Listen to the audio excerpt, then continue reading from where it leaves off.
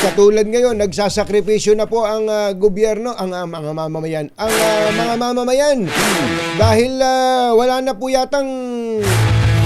yatang mabiling gusalina at saka diesel at gas ang mga taga San Juan at Mandaluyong. RH52 Edniel Parosa, kami na Edniel! Jerry at Anthony, marami-rami na sa mga gasolinahan nating naikot sa nagdaang mga araw ang nakikita nating sarado ngayong umaga.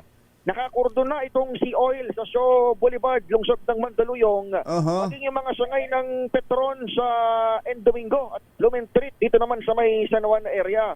Itong mga gas station na binabanggit ko, batay sa ating obserbasyon hanggang hapon, ito yung mga medyo mura at pinipilahan ng ating mga kababayan motorista hanggang sa oras ng uwian kahapon.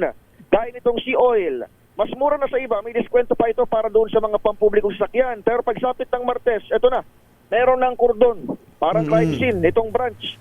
Nilagyan pa ng plant box dito sa paligid.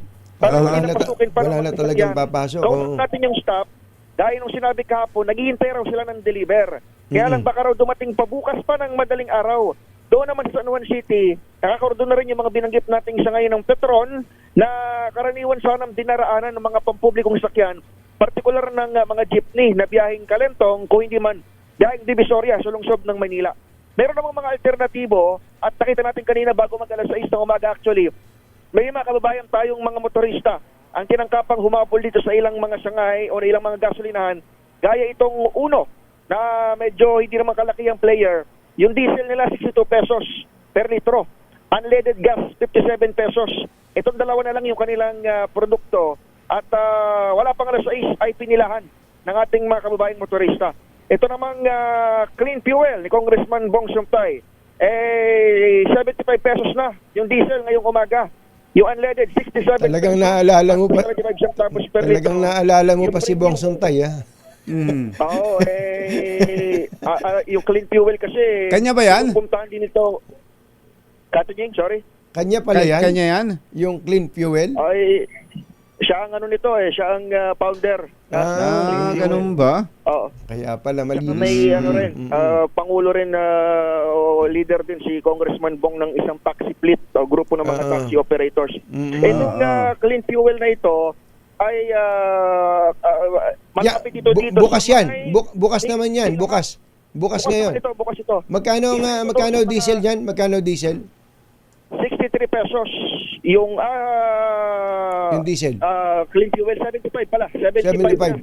Oo, ato mo, taas na na. 75 kada litro. Ito kasing binabanggit ko na sa ngayon ng clean fuel, malapit siya doon sa may Sea Oil na sarado na ngayon. Kaya yung ilang nating mga kababayang mga tricycle driver na ikita natin, dito na nagpapakarga.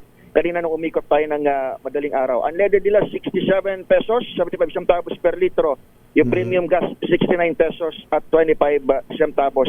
Mura-mura actually yung Petron. Kung babaybayin lang ang pagkakaroon ng patience sa ating mga kababayan, babaybayin nyo lang hanggang dito sa may EDSA crossing mula sa San Juan City, ay mas mura yung Petron. 63 pesos pa rin per litro yung kanilang diesel, bagamat medyo nagtaas na nga ito. At yung unleaded 64.60, yung premium gas 68 pesos at 60 centavos. Talagang kung gusto mong makahanap ng mga medyo mura-mura, babaybayin mo talaga itong mga kalsada. Yun nga lang, yung ilan sa mga popular at yung mga pamilyar na tayo ay nagsasara na dahil nag-aantay raw ng bagong supply dito nga sa Sea Oil bukas pa raw ng madaling araw. Yan ang sitwasyon dito sa lungsod ng San Juan, ay ang lungsod ng Mandaluyong. Ako si Edniel Parosa, DZRH. Una sa Pilipinas, una sa Pilipino.